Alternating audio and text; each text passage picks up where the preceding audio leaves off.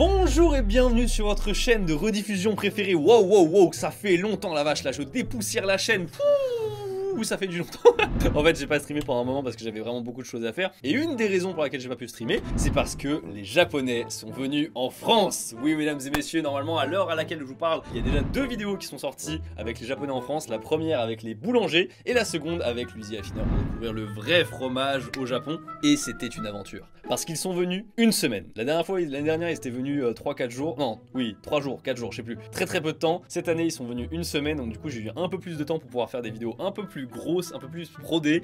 Et au total, on a tourné 4 vidéos. Donc il y a encore 2 vidéos qui sont pas sorties que vous ne connaissez pas. Et aujourd'hui, du coup, je vais forcément vous spoiler un petit peu sur ce que c'est. Mais il faut que je vous raconte qu'est-ce qui s'est réellement passé avec les Japonais. Parce qu'il s'est passé plein de choses, plein d'imprévus. Et c'est la semaine la plus stressante de l'année pour moi, tout simplement. Parce que il y a beaucoup de tournages en même temps. C'est que des grosses prods. Donc c'est, on va dire, les vidéos qui lead un peu chaque mois en fait ma chaîne. Donc c'est très stressant. Oh là là, mais j'ai complètement oublié de vous dire. Regardez ce que j'ai sur moi. Le hoodie Sakura, il a fonctionné de fou et il représente les cerisiers et donc le printemps. Et je me suis dit, on a fait le printemps, mais il manque 3 autres saisons. C'est pour ça qu'il y a le momiji juste ici, qui représente l'érable japonais, donc l'automne au Japon. Le hoodie fuyu qui veut dire hiver en japonais, avec des petits bourgeons de Sakura qui sont sur le point d'éclore, mais la neige les recouvre. Et enfin le hoodie Nami qui veut dire vague en japonais. Forcément, été, plage, vague, je me disais, il y avait un lien. Oui, le design est exceptionnel, hein. Franchement, on a une broderie, mais tellement de fous malades sur toute la manche. En plus ici, là il y en a un petit peu aussi sur le côté dans le dos pour faire rappel. C'est trop bien. On est vraiment sur des pièces exceptionnelles avec du 400 GSM. Ça veut dire que c'est très épais. Vous sentez vraiment la qualité quand vous le portez. Ça vient de sortir, c'est disponible dès tout de suite. C'est pas des précommandes, c'est tout de suite disponible. Vous avez le lien dans la description. Vraiment, je suis trop content du rendu. Franchement, c'est incroyable. Les broderies, elles sont immenses. Et on va commencer par ça, les idées. Donc du coup, celle avec les boulangers et celle avec l'usine affineur pour le fromage, c'était déjà acté dans ma tête. Dites-vous, avant même que les boulangers arrivent au Japon, je leur avais déjà parlé de ces vidéos que je voulais faire avec les Japonais et ils étaient chauds. Mais je voulais faire au moins une vidéo en plus et au best du best, 4 vidéos au total. J'ai eu une révélation. Je me suis dit, c'est vrai que les gens m'avaient dit, ouais, les Japonais sont tout le temps à Paris, c'est relou, machin. Et c'est là où je me suis dit, c'est vrai, la France n'est pas Paris. Ils peuvent goûter des spécialités de toutes les régions de France. C'est exactement ça que je leur ai fait faire. On a fait une vidéo, un tournage, on tous assis. J'ai fait en sorte de commander sur internet des trucs de spécialités de toutes les régions, de préparer ça. C'est ma mère qui a préparé ça et même Jill d'ailleurs qui ont été en cuisine pendant une journée et demie entière à tout préparer parce qu'il y avait, tenez-vous bien, 15 plats à préparer. Il y avait 15 plats, je sais pas si vous imaginez le travail que c'est, 15 plats différents comme ça. Ils sont arrivés et ils ont tous les plats ont été jugés pour élire les meilleurs plats français selon les Japonais. Je vous spoilerai rien, je vous ne spoilerai rien, mais c'était une dinguerie. Voilà, j'en dis pas plus. Et il faut savoir qu'aujourd'hui, les youtubeurs, ils ont beaucoup des boîtes de prod qui vont bosser avec eux. Ce n'est pas mon cas. Non, en vrai, ils font pas tout ça, mais il y a une certaine échelle maintenant, c'est vraiment des boîtes de prod. Donc, typiquement, la vidéo prodée qu'on peut dire avec l'usine affinée, c'est moi et un cadreur. Mais là, je me suis dit, bon, là, un seul, c'est trop peu parce qu'il faut que je sois vraiment que devant la caméra et pas derrière. Du coup, j'ai pris 2 caméramans à chaque fois, une personne pour avoir en fait une paire de mains, une paire de jambes en plus en sparring, et justement cette personne là qui est Simon s'est occupé de tourner le making of. Et c'est là où malheureusement je suis très attristé de vous donner cette information, mais il a fallu que une seule après-midi sans moi pour que un des Japonais se fasse on va dire racketter. En gros, ce qui s'est passé, c'est Sean à qui c'est arrivé. C'est rien de très grave, heureusement. Technique classique de il faut signer un papier, le mec il veut pas signer. Et puis après, on lui demande du fric, tu vois. Et puis il commence à se faire bloquer. Et puis il y a 3 personnes qui commencent à être sur lui. Du coup, forcément, c'est un peu la panique, tu vois. Et il m'a expliqué qu'il a juste jeté une pièce d'1 euro et puis il s'est enfui. Il y a aussi un autre phénomène dont Mitsu a déjà parlé un petit peu sur sa chaîne. Les Uber, en fait, parisiens, quand ils voient un numéro, enfin un truc japonais. Ils s'en battent les couilles quoi. Ils viennent pas et du coup ils attendent que t'annules et comme les Japonais ils connaissent pas trop le système d'Uber, ils comprennent pas qu'en fait en annulant ils vont se faire facturer en fait. C'est insupportable, c'est vraiment insupportable, ça me pète les couilles mais en même temps je me devais de vous faire ce compte rendu voilà sur ce qui est arrivé. Tout ce que je vous raconte là, c'est une après-midi. Hein. Nous sommes du coup mardi et c'est parti pour le projet, pour la dégustation qui commence avec tous les plats de chaque région et je crois que c'est là où le making of commence donc écoutez c'est parti. Ah oui, alors ça va être l'idée par Simon, hein, cette vidéo, c'est making of. Sachez juste qu'on est en plein tournage sur les Japonais qui découvrent les spécialités un petit peu des régions françaises. Et avec Louis, depuis tout à l'heure, on est abasourdi par les résultats. Il y a eu plein... Oui, parce qu'en fait, si vous voulez, ils ont goûté donc par exemple la choucroute, le bœuf bourguignon, ils ont donné des notes et c'était vraiment dur. Je vais aller remercier les équipes qui ont bossé, ma maman et Jill, voilà, qui ont bossé. Ça, c'était vraiment très agréable à tourner pour le coup, j'étais très surpris comme on avait 14 plats différents à faire. Là, je vous avoue, l'expérience TV Louis, j'étais même pas, bon, vous m'avez vu, hein, j'étais même pas en PLS à la fin du tournage, alors que normalement, mais enfin, t'es détruit après 14 plats, tu vois. Et là, franchement, ça allait. On avait un plat à chaque fois qu'on se partageait à 4. Et franchement, je m'en suis plutôt bien sorti. Ça a été beaucoup plus rapide que ce que je pensais. Ils ont été très efficaces. Faire la miniature, ça nécessite beaucoup de réflexion. Ça c'est beaucoup de potentiel. Ça c'est obligé. Ah, mesdames et messieurs, je vous le dis, la charcuterie corse, j'en ai acheté genre pour 180 € quand je suis allé chez le boucher. Il était content, le boucher.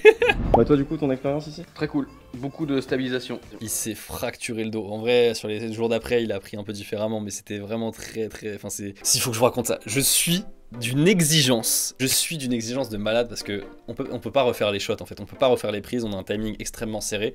Donc du coup, je me souviens à un moment donné, il a mis le plan fixe. J'ai dit, t'es sûr c'est net là hein. Genre vraiment, en fait, franchement je vous le dis, je parle d'une froideur. Même je revois des rushs, je suis genre comme ça, je fais peur, vraiment je fais peur. Et je lui dis, ouais, t'es sûr c'est pas flou? Il m'a dit, ouais, je vérifie, c'est bon. Et là, ça paraît ridicule quand je vous le dis, mais je vous jure, pendant le tournage, il a dit, ok, attends, je revérifie. C'était nickel. C'était nickel. En gros, c'est pour ça qu'on a testé des trucs et c'est un de japonais là. Ils ont mis 13 sur 15 au Babybel. Première intention. Hier, ce qu'ils ont pris. Non, mais le mieux c'est chaud. Le mieux c'est chaud. Il a pris un petit fromage de merde. Il était en PLS. il a pris, vous savez, les petits carrés de fromage là qu'on met dans les burgers. Il a pris les apéritifs. Ah ouais, alors déjà le départ en Suisse, attendez, faut que je vous raconte ça. Simon, qui est en charge du making of que vous avez vu tout à l'heure, il m'a dit, est-ce que Louis, je peux venir plus tôt chez toi, comme ça on part tous ensemble pour aller en Suisse, et donc ça me permet de pas être en retard, tout ça. Je lui dis, y a pas de souci, écoute, tu peux venir, de toute façon on va prendre un van pour pouvoir aller jusqu'à l'aéroport, et on prend un van. Tout se passe bien, on fait le check-in, nickel, tout est carré. On a du retard sur le vol. 20 minutes avant de monter dans l'avion. Bonjour, monsieur Simon, et demandez à l'accueil. On se demande qu'est-ce qui se passe et tout. Là, même lui, tu sais, il allume son téléphone en mode il va se passer quelque chose, vas-y, on filme. Il avait perdu son passeport dans l'aéroport et heureusement, quelqu'un l'avait retrouvé.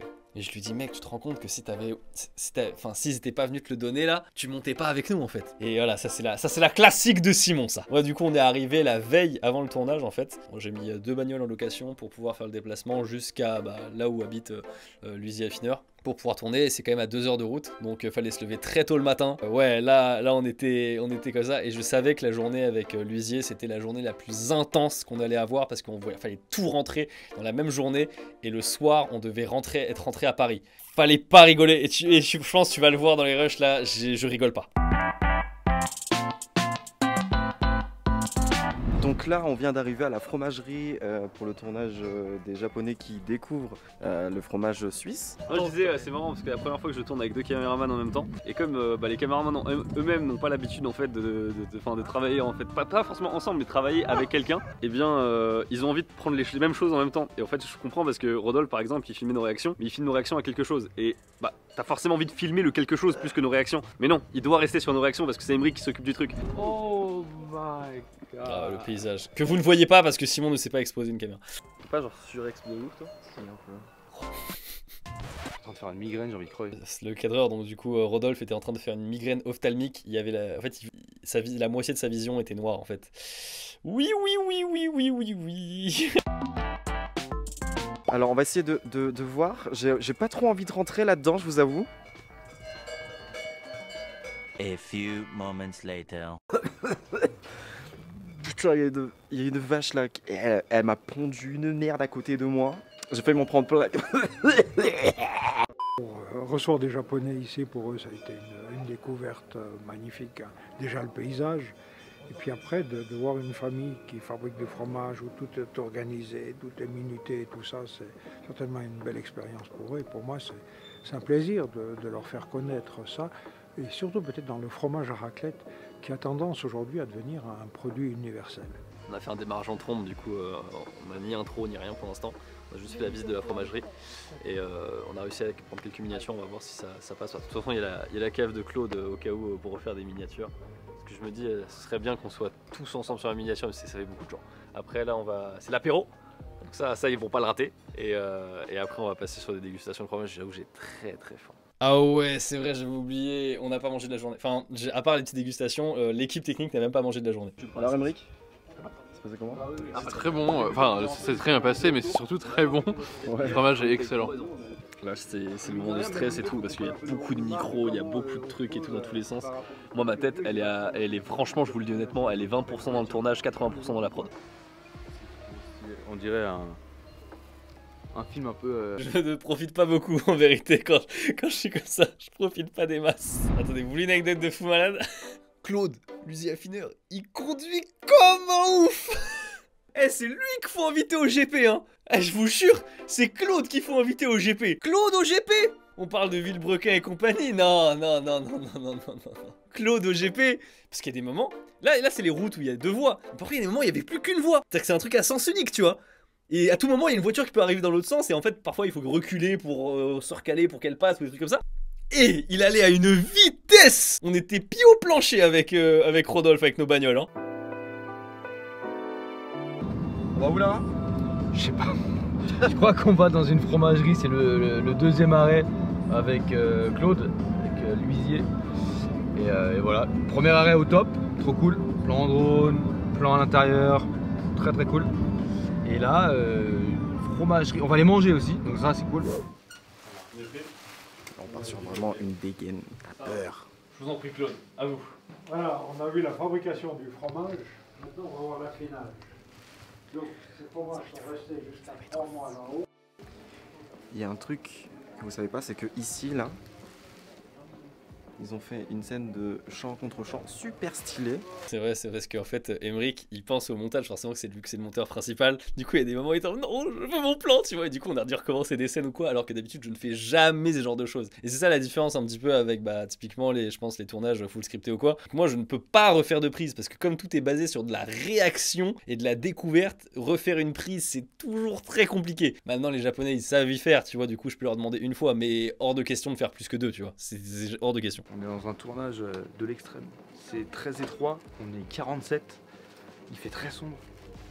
Si les images sont belles, vous pouvez dire, mettez dans les commentaires de la vidéo de Louis San, Rodolphe et Emeric, au top. Vous voyez vraiment les backstage, c'est très compliqué d'imaginer tout à chaque fois pendant la vidéo. C'est là où tu me vois, je suis pas du tout dans le kiff, moi je suis en mode la vidéo, le tournage, comment ça se passe? T'as le lieu, tu vois, c'est trop gentil de nous le prêter. Mais t'as quand même cette impression où il faut pas abuser du truc et faire vite quand même, tu vois. Mais t'as beaucoup de trucs à faire, mais il reste encore. Donc là, je profite pour faire quelques présentations. Je me dis, ce serait bien d'avoir des petits confessionnaux, donc on les fait vite fait. Et une fois que ça c'est fait, on va faire les miniatures avec Claude. Et une fois que ça c'est fini, les Japonais, je les dispatche. Ils peuvent rentrer et en fait c'est Claude qui va faire des explications pour chaque fromage qu'on va déguster mais là-haut. Et c'est cool d'avoir le monteur qui est présent sur place parce que typiquement Emeric il a beaucoup insisté pour avoir vraiment les réactions de face. Moi je m'en rends pas compte mais lui forcément il a insisté, du coup on a carrément refait des prises et ça c'est un truc que je fais quasiment jamais, genre de refaire des prises.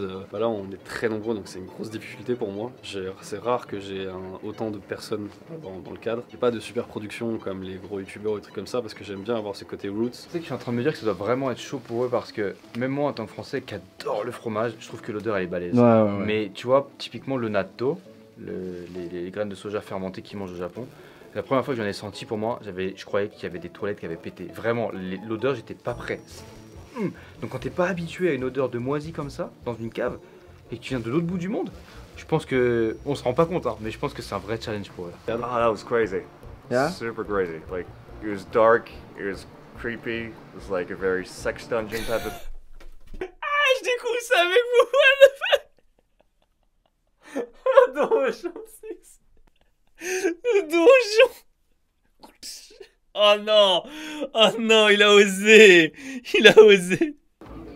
And we're eating there with this view behind us. It's insane. Amy, elle a eu une petite crise en fait à cause de la hauteur. Du coup, ça c'était le premier plan qu'on voulait faire à la base, sauf qu'elle était dos à la falaise. C'est très dur hein, à gérer, c'est-à-dire qu'il y a quelqu'un qui est en crise, donc du coup tu dois réagir vite, sauf que t'as aussi des deadlines à faire. Du coup, t'as envie de dire, est-ce que tu la sors de la vidéo ou pas? Enfin, c'est très compliqué à gérer, j'avoue.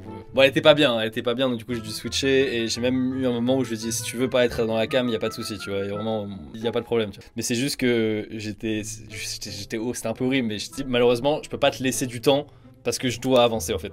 C'est très dur hein, ce genre de décision à prendre là quand t'es sur le feu de l'action là. Tu te dis est-ce que je suis pas le connard et tout. Ah c'était très dur. Finalement elle a bien voulu revenir dans le tournage. On a un gros shot de verre d'alcool tous ensemble et ça a été mieux après. C'était vraiment ça pour entre guillemets pour relancer un petit peu la machine. Et après ça a été très bien. Elle a très bien supporté le reste du tournage. Il y avait pas de problème. Cette journée terminée. Ce qui est rigolo c'est que il y avait vraiment tout le monde qui était en train de kiffer sa raclette là. Mais genre je vous jure on a kiffé la raclette 5 minutes. Hein. Moi j'ai vraiment mangé le morceau. J'avais envie de rester là pendant encore 1 heure. On n'avait pas le temps, fallait rendre les bagnoles, fallait prendre l'avion, fallait rentrer à Paris pour préparer la journée du lendemain. Le lendemain, on prend la route, donc cette fois on est en voiture, donc c'est ma voiture et la voiture de Rodolphe, pour aller en fait dans un château. Oui, regarde son téléphone. Mais dis donc, un mail de Booking. Oui, suite à une erreur de notre part, nous avons surbooké sur vos dates et du coup bah vous avez rien. Imaginez la tension dans laquelle je suis là. Je suis en plein tournage, je suis en train de rouler, je suis à 130 km/h sur l'autoroute en respectant la limitation de vitesse. J'appelle. Allô ? Allô ? Au secours ! Elle me dit ah oui effectivement il y a Booking qui essaie de vous joindre depuis 2 jours parce que c'est leur faute, ils ont surbooké. Je dis ouais mais moi j'ai réservé il y a 3 semaines. Vous auriez pu m'appeler, vous avez mon numéro. Oui mais comme c'est pas notre faute, on veut pas être responsable machin et tout. Eh je vous jure j'avais la haine envers l'hôtel mais à un niveau. Et j'ai dû trouver un autre hôtel. Et c'est comme ça que je me suis retrouvé dans la ville de Vitré. C'est la ville où les Japonais sont les plus connus au monde. On est arrivé, c'était des rockstars. Tout le monde les connaissait. Mais je sais pas, le maire de la ville, je sais pas, il affiche mes vidéos en gros dans le village, je sais pas ce qui se passe. Tout le monde nous connaissait. On était dans le centre-ville comme ça. Hey, Louis-San, machin, oh, mais t'as ouf. On était dans un bar, on s'est installé dans l'hôtel. Moi, je me suis détendu, je suis allé à la piscine, spa, tout ça, sauna. Je suis sorti, ils étaient en train de se mettre des grosses caisses, les Japonais, là, dans un bar qui était vraiment à côté. Et tout le monde, ça tchatchait avec tout le monde. Je les voyais avec d'autres Français, tout ça et tout, commençaient à taper la causette, à boire ensemble. C'était trop bien, l'ambiance était incroyable. Même les gens, ils passaient dans la rue, ils disaient oh Louis-San, oh les Japonais, machin. C'était impensable, vraiment Vitré, incroyable comme ville. Mais ça ne finit pas, c'est pas terminé, c'est pas terminé. On picole trop et du coup, en fait, enfin moi je bois pas, mais ils ont beaucoup picolé et on s'est retrouvé en fait dans une situation où tous les restaurants étaient quasiment fermés, il en restait plus qu'un. Et là, il y a un mec qu'on a rencontré le jour même. Il était avec sa copine, il a dit ah bah attendez, moi j'ai déjà travaillé là-bas et tout, je vais appeler le patron et puis on va pouvoir y aller. Donc on y va à pied, machin. Et le mec, il nous réserve une table. On était, je sais pas, on était 12, 15, je sais même plus combien on était. On s'installe et là, on était dans un izakaya. Pour ceux qui savent pas, en fait, c'est un endroit au Japon, c'est une sorte de restaurant où tu viens plus pour boire que pour manger et tu fais un bruit pas possible. Il y a un bruit, c'est horrible, c'est du boucan. Alors que là, on était dans une sorte de restaurant un peu semi-gastronomique. Il y avait, franchement, je m'excuse envers les 2 personnes qui étaient à côté de nous sur la table là, pas loin. On leur a pourri la soirée. Ils sont restés 10 minutes avant de partir parce qu'on était intenables. Moi, au bout d'un moment, je suis rentré. Calme. Mais les Japonais, ils sont pas rentrés tout de suite. Et je sais pas ce qui s'est passé avec eux. Du coup, quand je suis arrivé à l'hôtel, il a fallu tourner la partie McDonald's. Et il y avait un McDo à Vitré, donc du coup, parfait, on a pu tourner avec le McDo de Vitré. On est allé au parc à côté. Et pareil, il y avait plein de gens qui nous reconnaissaient, c'était abusé. Incroyablement dur en fait de tourner un truc fast-food. Quand tu veux le faire bien, c'est vraiment très dur. Vas-y, Calvan. Non, rien. C'est juste le travail, c'est dur. Et dans la vie, il faut être bosseur. Je crois pas que ça soit ça que tu voulais dire. Attends, il se passe que je suis en position à 4 pattes parce qu'on fait un tournage en mode pique-nique. Donc tout le monde doit être assis en mode tailleur. Donc pour vérifier les luminosités et tout, c'est trop bien. C'est pas mal. Ça y est, ça mange là déjà. J'ai faim moi. Bah.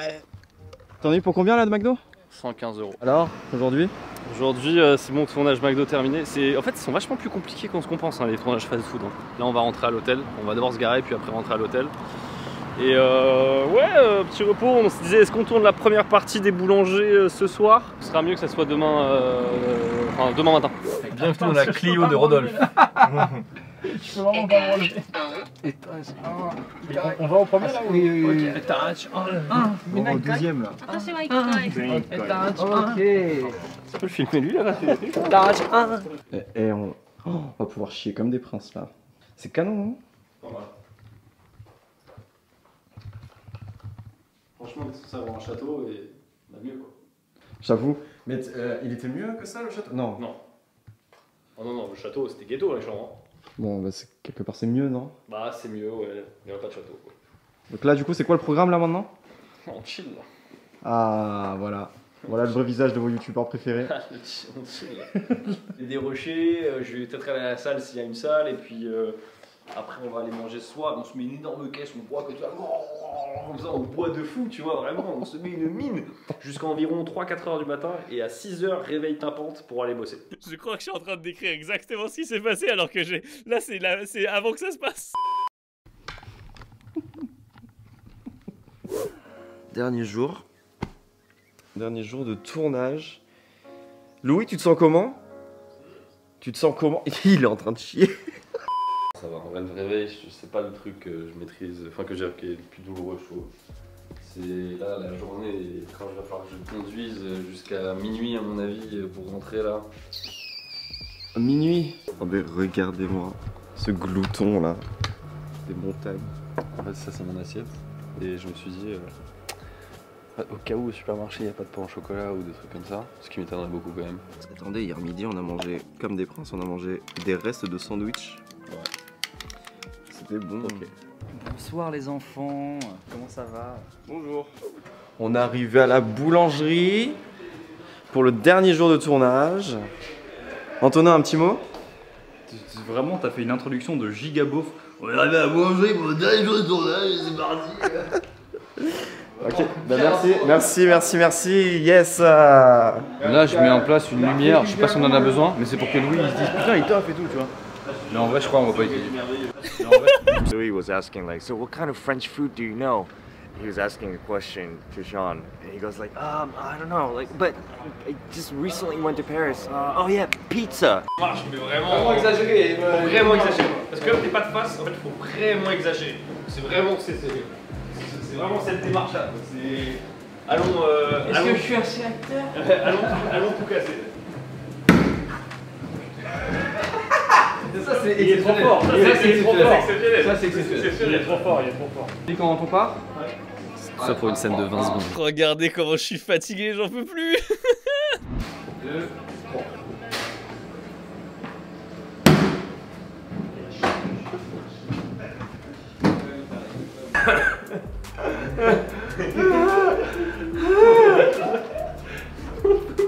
C'est trop grave.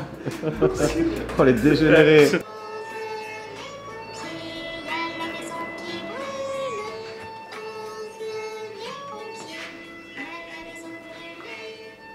This is a type of dream or nightmare I see every time I have a fever.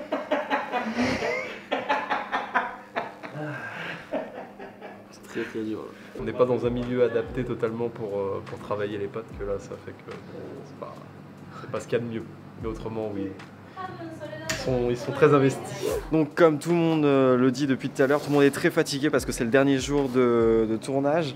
On a tous hâte que ça soit terminé. Je crois que Louis est très content du résultat. On est mort. J'espère qu'on va rentrer pas trop tard parce que j'ai quand même des trucs à faire. Ok, j'ai mis ok. 5, 2, 1. Ok. Ok. Alors, du coup, ce qui s'est passé après, on a pris la voiture.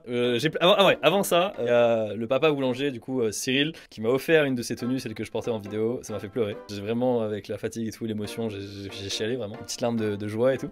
Et après, on a pris la voiture. Et comme je savais que j'étais détente dans la voiture, bon, on s'est lâché de ouf. Le trajet, il était, je crois que c'est quelque chose comme il y a 4 heures de trajet, tu vois. J'ai l'impression que c'était une demi-heure tellement on a passé tout le trajet à rigoler avec les Japonais. Je suis rentré à la maison. Il y avait Jill et il y avait ma mère aussi. Et elles ont cru qu'on avait picolé sur la route tellement on rigolait comme des fous furieux. Je les ai ramenés et voilà, vous savez maintenant ce qui s'est réellement passé avec les Japonais pendant cette semaine-là. C'est vraiment comme je l'ai dit au début de cette vidéo, hein, c'est la semaine la plus stressante de mon année et ça s'est trop bien passé. J'ai des bonnes vidéos. Là, il y a encore 2 autres qui vont arriver, donc si vous avez bien compris. Il y a celle avec les plats de tous les, plats de chaque région et celle avec les fast-food. J'espère que ça vous plaira aussi. Sur ce, merci beaucoup de regarder cette vidéo. N'hésitez pas à lâcher un pouce bleu et à vous abonner. Et n'oubliez pas non plus les 3 nouveaux hoodies Oni qui sont avec le lien dans la description. Je vous dis à la prochaine. Tchuss.